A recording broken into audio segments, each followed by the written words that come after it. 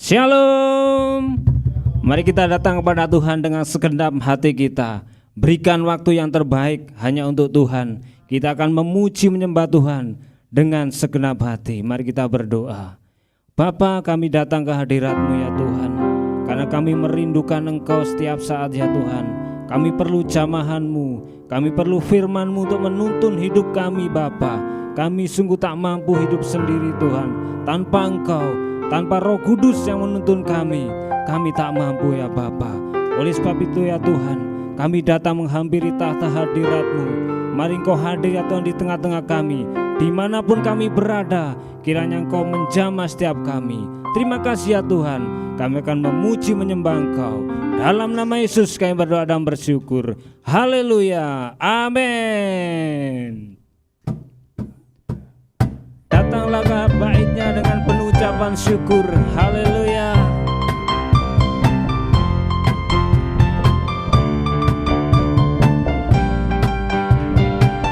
Haleluya. Datanglah ke baitnya dengan hati bersyukur, ke dalam pelatarannya dengan hati bersuka. Rasakan dan lihatlah betapa baiknya Tuhan bagi yang berlindung padanya. Akan bersorak-sorai, akan bersorak-sorai. Bersyukurlah kepada Tuhan, sebab Ia baik, bahwasanya untuk selamanya kasih setianya. Bersyukurlah kepada Tuhan, sebab Ia baik, bahwasanya untuk selamanya kasih setianya. Amin Tuhan. Kami selalu bersyukur padamu, sebab Engkau baik.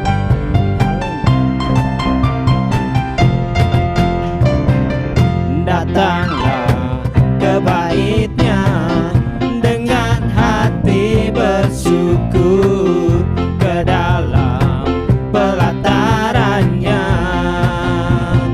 dengan hati bersuka. Rasakan dan lihatlah betapa baiknya Tuhan bagi yang berlindung padanya. Akan bersorak-sorai, akan bersorak-sorai. Hey, bersyukurlah kepada Tuhan, sebab Ia baik, bahwasanya untuk selamanya kasih setianya.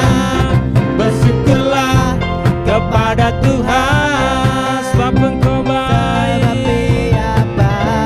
Amin. Bahwasanya untuk selamanya kasih setianya. Haleluya.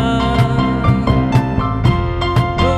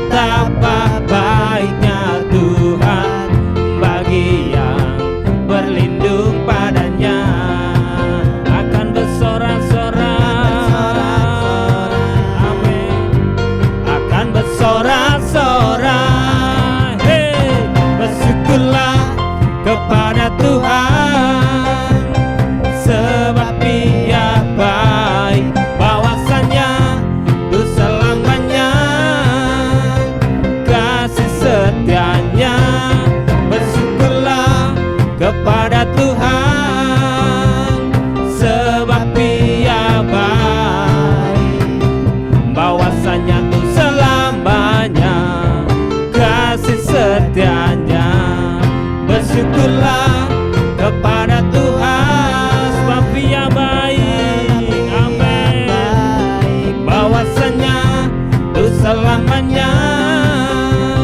Kasih setianya, bersyukurlah kepada Tuhan, sebab Dia baik, bahwasanya tuh selamanya. Kasih setianya, sekali lagi, bersyukurlah kepada Tuhan, amin. Sebab Dia baik, Bahwasanya tuh selamanya.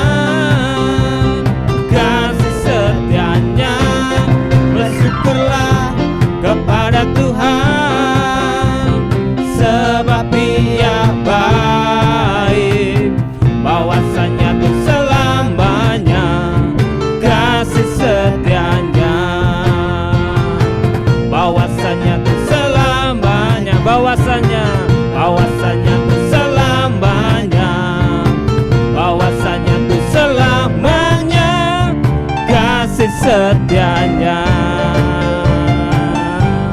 Terima kasih Tuhan. Haleluya. Mari berikan sorak-sorai bagi Allah kita yang baik. Amin. Haleluya. Hidup kita takkan sama lagi ketika kita sudah percaya kepada Tuhan. Kaulah satu-satunya.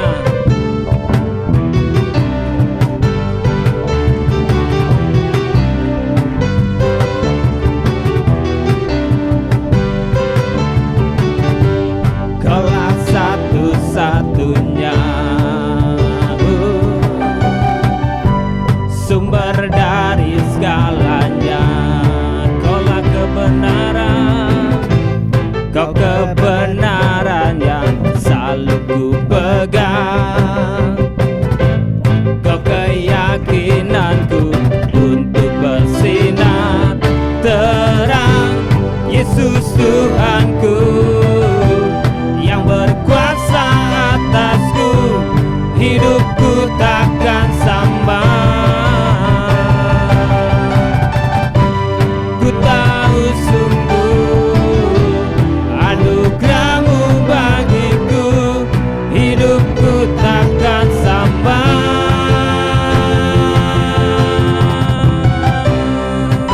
Amin Tuhan. Kaulah satu-satunya, sumber dari segalanya.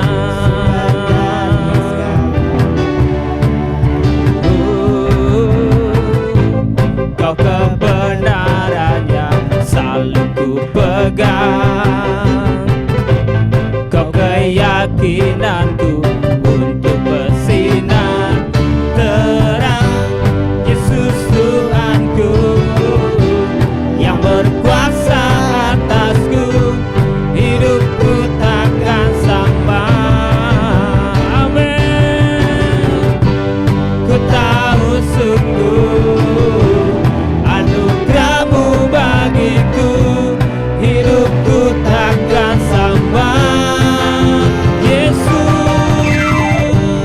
Yesus Tuhanku yang berkuasa atasku, hidupku takkan sama. Amin. Ku tahu sungguh anugerah-Mu bagiku, hidupku takkan sama.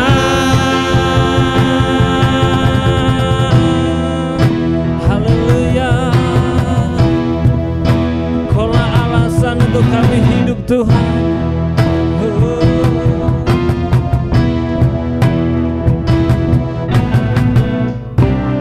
Kaulah alasan untuk ku hidup, hanya menyenangkan-Mu, hanya menyenangkan-Mu.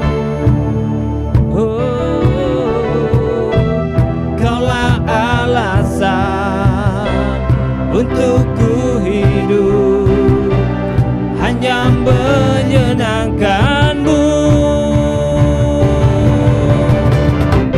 Kaulah alasan untuk ku hidup, hanya menyenangkan-Mu.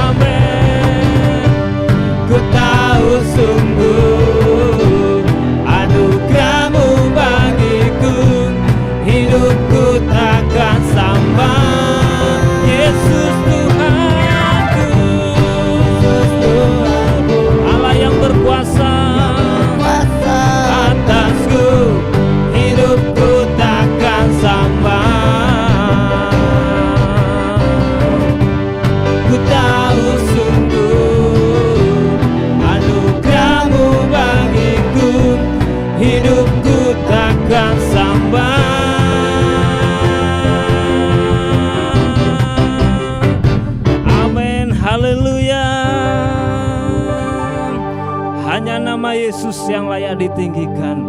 Tinggi namamu dipuji.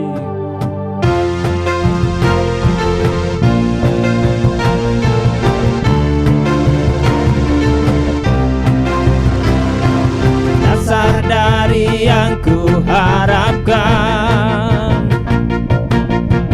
bukti dari segala yang tak kulihat. Iman berikan ku kekuatan untuk melakukan perkara yang hebat. Bersama Rohmu, bersama Rohmu, ku pasti menang, ku pasti menang. Tinggi namamu dipuji, hormat kemuliaan. Sorak dengan segenap hati, Raja keagungan.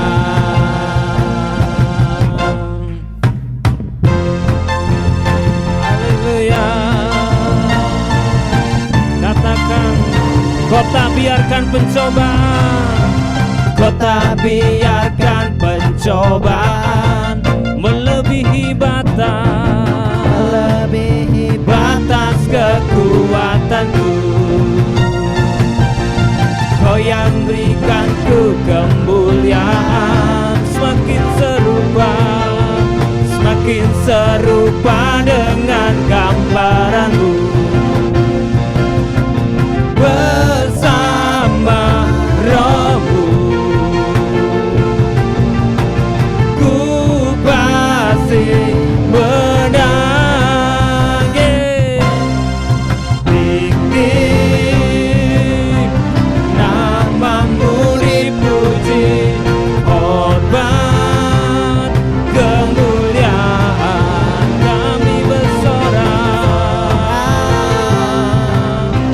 dengan segenap hati, Raja keagungan. Katakan, tinggi namamu, namamu dipuji, hormat kemuliaan. Sorak dengan segenap hati, Raja keagungan. Tinggi-tinggi namamu dipuji, hormat kemuliaan. Sorak dengan segenap hati, Raja keagungan. Raja keagungan. Raja keagungan.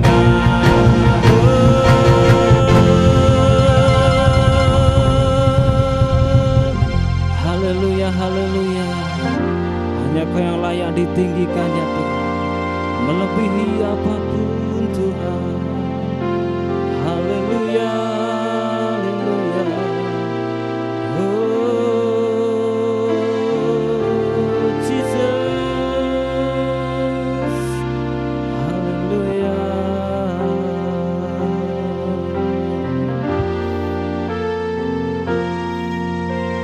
Rohmu yang hidup penuhiku, mengalir dalamku. Jiwaku tenang bersamamu dalam naunganmu. Ku buka hati tu jamahanmu, berserah penuh di hadirat-Mu. Kau ambil alih seluruh hidupku di altar-Mu, menyembah-Mu. Katakan Roh-Mu yang hidup, Roh-Mu yang hidup penuhiku, mengalir dalamku.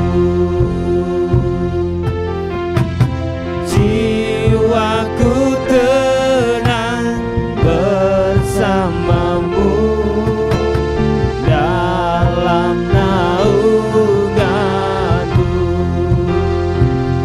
Ku buka hati untuk jamahan-Mu, berserah penuh di hadirat-Mu. Kau ambil alih seluruh hidupku di altar-Mu, menyembah-Mu. katakan Roh-Mu yang kudus, Roh-Mu yang kudus berikanku, Engkaulah damaiku. Ku hidup oleh anugerah-Mu yang menyertaiku. Ku buka hati untuk jamahan-Mu, berserah penuh di hadirat-Mu. Kau ambil alih seluruh hidupku di altar-Mu, menyembah-Mu. mari buka hati untuk jamahan-Mu. Kami berserah Di hadirat-Mu. Kau ambil alih seluruh hidupku di altar-Mu, menyembah-Mu. Ku buka hati untuk jamahan-Mu, berserah penuh di hadirat-Mu. Kau ambil alih seluruh hidupku di altar-Mu, menyembah-Mu. Ku buka hati jamahan-Mu. Kami berserah di hadirat-Mu Tuhan. di hadirat-Mu. Kau ambil alih seluruh hidupku di altar-Mu, menyembah-Mu. Mari katakan Ku buka hati untuk jamahan-Mu,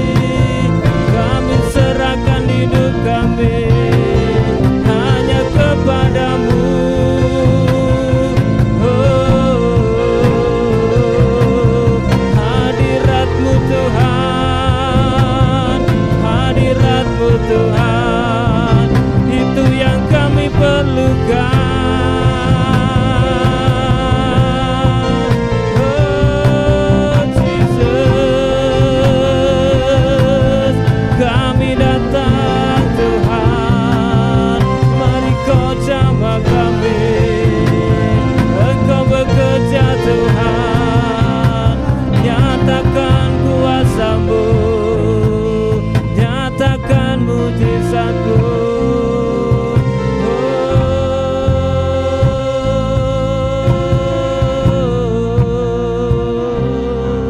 Jesus, hanya Engkau yang layak terima sembah kami. Hanya Kau yang layak Tuhan ditinggikan, melebihi apapun, oh Tuhan. Oh. Bapa di surga, terima kasih Bapa atas hari ini Tuhan, penuntunanmu, penyertaanmu nyata dan sempurna atas kami Bapa. Pada saat ini Tuhan, kami mau merenungkan kebenaran firman-Mu, biar Engkau memberkati hamba-Mu yang akan menyampaikannya, biar Roh Kudus, Engkau Roh Kudus yang berbicara dalam setiap hati kami, dan juga Tuhan, apa yang hamba-Mu sampaikan semuanya berasal daripada-Mu. Terima kasih Tuhan, kami berdoa dan mengucap syukur, semua yang percaya katakan amin. Shalom Bapak Ibu Saudaraku yang dikasihi oleh Tuhan. Hari ini saya mau sharing tentang agen pemulihan Allah. Sama-sama katakan agen pemulihan Allah. Ya, baik. Waktu Allah menciptakan dunia, surga dan bumi itu menjadi satu atau menyatu. Antara surga dan bumi itu menyatu. Waktu manusia, waktu itu pada waktu Tuhan menciptakan dunia ya. Manusia itu bisa bersekutu ya secara langsung dengan Allah. Tapi sejak Adam dan Hawa itu jatuh ke dalam dosa, ada tembok pemisah antara manusia dengan Allah ya. Di dalam Yohanes 59 ayat 2 ya. Di sini dikatakan bahwa mungkin gak usah dibuka. Saya akan lanjut ya. Sejak ada tembok ya, saat itu juga manusia terpisah dari sumber kehidupan sejati, yaitu Allah ya. Allah itu sendiri. Namun Allah itu tidak menyerah ya, tidak menyerah. Ia rindu untuk supaya ia kembali mendekat ya kepada manusia itu sendiri ya, kepada setiap kita. Karena itulah ya Allah mengutus anaknya, yaitu Yesus Kristus ke dunia ya. Yesus datang bukan hanya untuk menyelamatkan, tetapi juga untuk memulihkan ya. Perhatikan baik-baik. Yesus datang bukan hanya untuk menyelamatkan, tetapi untuk memulihkan. Ya. Mari kita buka dalam Lukas 2 ayat 52. Ya. Sebelum kita membacanya, saya akan jelaskan terlebih dahulu. Yesus itu datang ya. Yesus itu datang membawa budaya yang baru ke dalam dunia ini. Ya, ia berbaur dengan budaya Yahudi pada saat itu. Ia ikut hadir di pesta dan ia berbicara dengan orang-orang dan bahkan ia makan dengan orang berdosa. Tetapi ya, Yesus itu tidak ikut-ikutan dalam budaya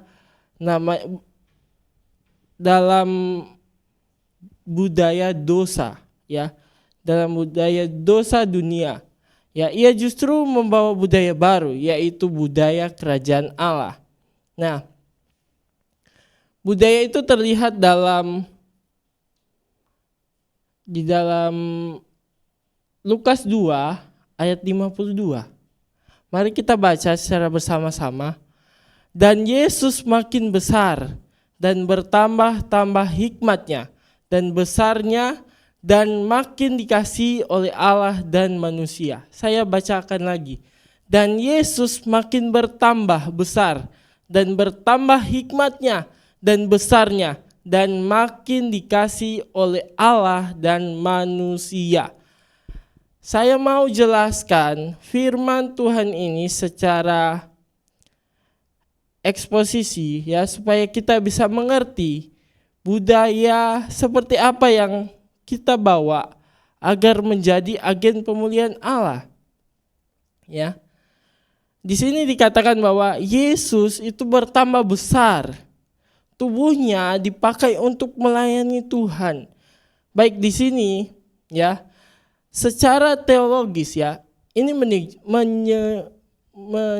menegaskan bahwa inkarnasi Yesus ya, ini menegaskan bahwa inkarnasi Yesus itu nyata.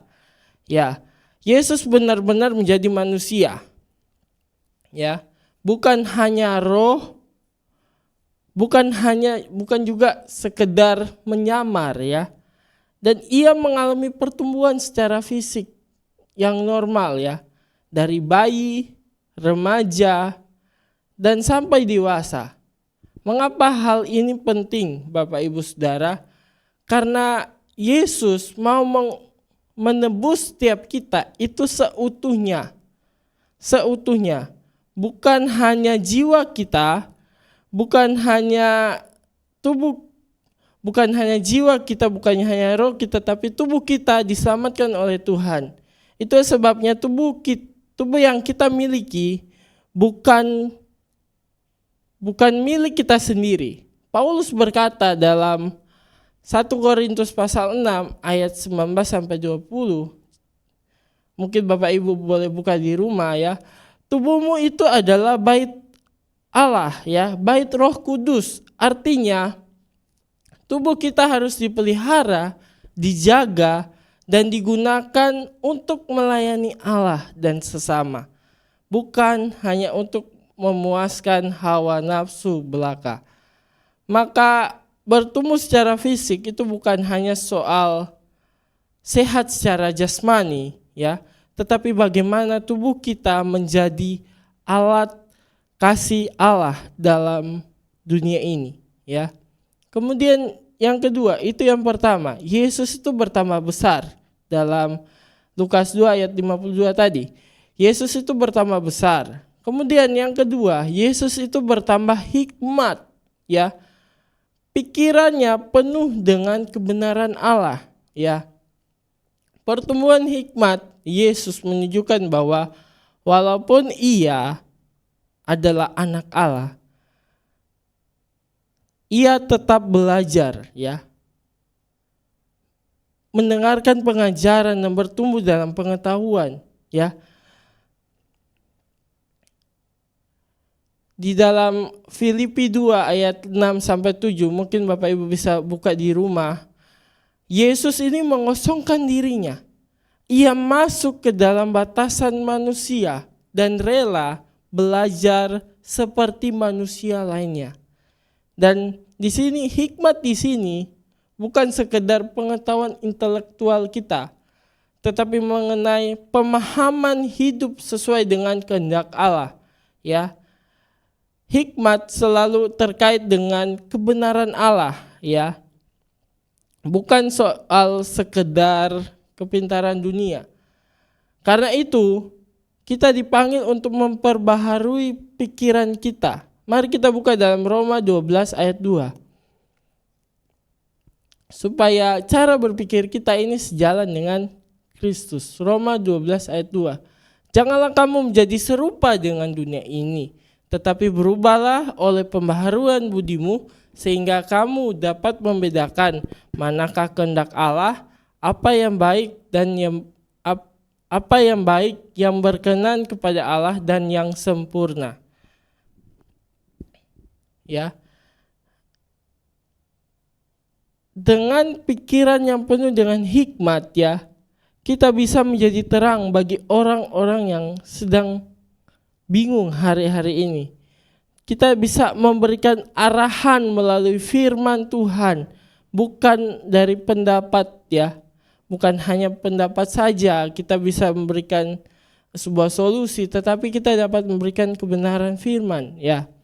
Kemudian yang ketiga, Yesus itu dikasih oleh manusia. Coba kita buka lagi yang tadi Lukas 2 ayat 52. Ya, Yesus dikasihi manusia. Relasinya, relasi Tuhan itu membangun dan memulihkan manusia. Yesus dikenal sebagai pribadi yang ramah ya. Di dalam Alkitab firman Tuhan ini. Ramah, rendah hati, penuh kasih, dan anak-anak itu senang dekat dengan dia ya. Dan secara teologis di sini dikatakan bahwa Yesus dikasihi oleh manusia, itu artinya bahwa natur Allah itu adalah kasih. Ya. Natur Allah itu adalah kasih di dalam kehadiran Yesus di dunia ini bukan untuk menghakimi, tetapi untuk menyelamatkan umat manusia. Ya. Kemudian relasi Yesus dengan manusia menjadi teladan bahwa kehidupan yang penuh kasih akan memancarkan daya tarik ya. Dan kita dipanggil ya untuk mengasihi sesama, bukan sekedar supaya disukai, tetapi supaya melalui kasih itu orang bisa mengalami pemulihan ya. Relasi yang sehat adalah bagian dari kerajaan Allah. Karena Allah tidak hanya memulihkan hubungan kita dengan Dia ya, tetapi juga memulihkan hubungan kita dengan sesama. Kemudian yang keempat ya, Yesus dikasihi oleh Allah. Ya. Di sini hidupnya Yesus ini dekat dengan Bapa di sorga. Ya. Inti dari semuanya ini bahwa Yesus dikasihi Bapa bukan karena prestasinya Yesus, bukan hanya pencapaiannya Yesus, tetapi ketaatannya kepada Bapa di sorga. Ya. Pada waktu Yesus dibaptis, suara dari sorga berkata, "Inilah anakku yang kukasihi, kepadanya lah aku berkenan." Dalam Matius 3 ayat 17 ya. Ini menunjukkan bahwa identitas Yesus berakar dalam hubungan atau relasinya dengan Bapa. Sekali lagi, identitas Yesus ini berakar dalam hubungannya dengan Bapa. Karena ia selalu mencari kehendak Bapa, bukan kehendaknya sendiri ya.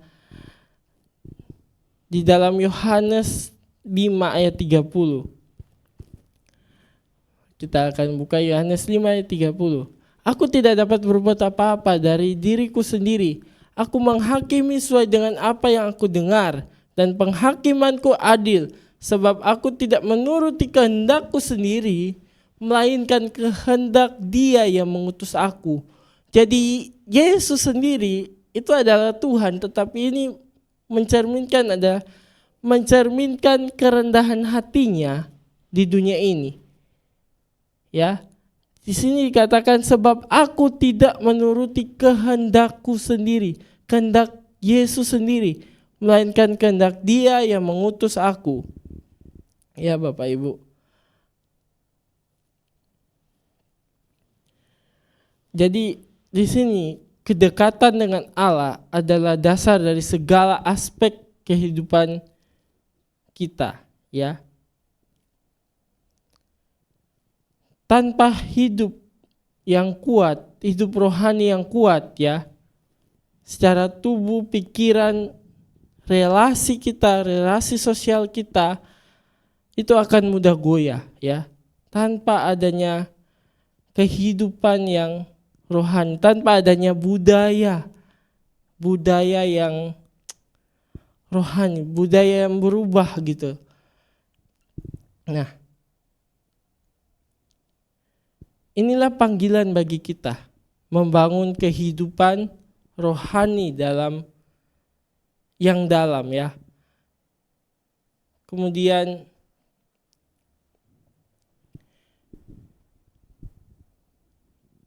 di dalam Lukas 2 ayat 52 ini adalah gambaran ya budaya yang baru. Yesus membawa pertumbuhan yang utuh dan seimbang. Amin Bapak Ibu. Yesus bertumbuh dalam tubuh pikiran ya, relasi dengan sesama, dan juga kerohaniannya semakin dibangun ya. Jadi semua aspek itu bersatu dalam Yesus. Dan itulah yang membuat hidupnya menjadi cerminan yang memantulkan kehendak Allah. Amin Bapak Ibu. Kalau kita mau menjadi agen pemulihan Allah ya, maka kita harus bertumbuh dalam semua aspek ini. Dalam 4 aspek yang tadi saya jelaskan. Dengan begitu, orang itu bisa melihat Kristus di dalam hidup kita. Dan kita bisa menjadi saksi ya yang membawa shalom ya. Shalom ke dalam dunia yang hancur. Ya. Yesus itu bertumbuh utuh dan tidak hanya kerohaniannya, tetapi juga fisik, pikiran dan relasi. Ya. Kehidupan kita itu seperti jendela Bapak Ibu. Saya coba ilustrasikan ya. Seperti sebuah jendela. Ya. Bayangkan hidup kita ini seperti sebuah jendela. Kalau jendela kotor, orang tidak bisa melihat keindahan yang ada di luar sana. Ya. Atau yang ada di dalamnya. Ya. Tapi kalau jendela itu bersih, orang bisa melihat pemandangannya yang indah di baliknya, ya. Begitu juga dengan hidup kita. Kalau hidup kita hancur, kotor dan tidak utuh, ya. Orang tidak bisa melihat Kristus di dalam kehidupan kita. Tidak ada damai, tidak ada sukacita di dalam hati, ya. Orang itu tidak akan melihat Kristus di dalam kehidupan kita. Tapi kalau kita hidup utuh, ya, tubuh sehat, ya, yang tadi saya jelaskan, pikiran yang bijak, kemudian relasi yang penuh kasih, dan hati yang dekat dengan Allah, orang bisa melihat Kristus melalui hidup kita. Amin. Yesus mau kita jadi jendela yang utuh hari-hari ini. Sehingga orang-orang yang hancur bisa menemukan pengharapan lewat kehidupan kita. Pengharapan yang baru lewat kehidupan kita. Orang-orang tuh akan wah, kok beda ya anak ini. Yang sebelumnya tuh dia hidupnya hancur, tetapi kok sekarang malah dia bersyukur, mengucap syukur, dan tidak ada kata-kata yang buruk yang keluar dari mulutnya. Ya. Mari kita buka di dalam Yesaya 32 ayat 17. Yesus itu datang membawa shalom. Ya. Di mana ada kebenaran, di situ akan tumbuh damai sejahtera. Dan akibat kebenaran ialah ketenangan dan ketentraman untuk selama-lamanya. Saya bacakan lagi. Di mana ada kebenaran, di situ akan tumbuh damai sejahtera. Dan akibat kebenaran ialah ketenangan dan ketenangan untuk selama-lamanya. Amin Bapak Ibu. Damai sejahtera atau shalom artinya hidup yang utuh, ya. Tubuh, pikiran, relasi dan roh kita dipulihkan oleh Tuhan. Ya. Yesus datang itu membawa shalom. Dan sebagai pengikutnya, kita itu dipanggil menjadi agen shalom-Nya Tuhan. Amin Bapak Ibu. Bagi ada yang sakit, kita hadir memberi penghiburan. Bagi ada yang kesepian atau bagi ada yang jauh dari Tuhan, kita bisa bimbing mereka kembali kepada Allah. Itulah artinya agen pemulihan Allah, ya. Saudara, Bapak Ibu Saudaraku yang dikasihi oleh Tuhan, dunia ini penuh dengan orang-orang hancur, ya. Ada yang tubuhnya sakit, pikirannya kacau, hubungannya rusak, hatinya menjauh dari Allah. Dunia ini sedang menunggu agen-agen pemulihan Allah. Ya. Kalau kita mau meneladani Yesus, mari kita bertumbuh sama-sama seperti Dia. Sehat dalam tubuh, bijak dalam pikiran, baik dalam relasi, dekat dengan Allah secara rohani. Ya. Satu firman Tuhan menjadi penutup hari ini di dalam Yohanes 17 ayat 3. Yohanes 17 ayat 3. Inilah hidup yang kekal itu, yaitu bahwa mereka mengenal Engkau, satu-satunya Allah yang benar, dan mengenal Yesus Kristus yang telah Engkau utus. Ya. Artinya, tugas kita sebagai agen pemulihan bukan hanya menolong orang yang terhilang secara lahiriah, tetapi membawa mereka pada pengenalan akan Allah dan Yesus Kristus itu yang sesungguhnya. Ini adalah puncak, ya, pemulihan yang sejati dalam hidup kita. Dan dengan begitu hidup kita ini menjadi jendela yang memantulkan Kristus dalam kehidupan kita.